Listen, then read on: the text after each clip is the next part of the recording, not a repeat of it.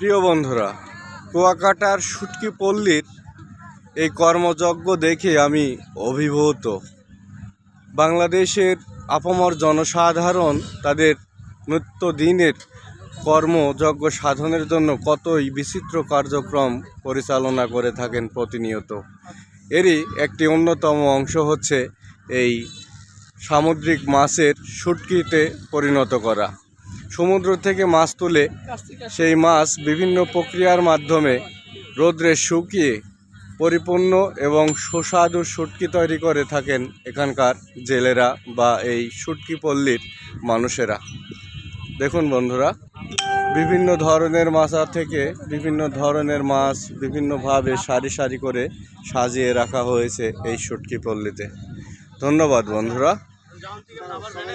শুটকি পল্লীর এই ভিডিওটি দেখে আপনাদের মূল্যবান মতামত অবশ্যই জানাবেন আশা করি।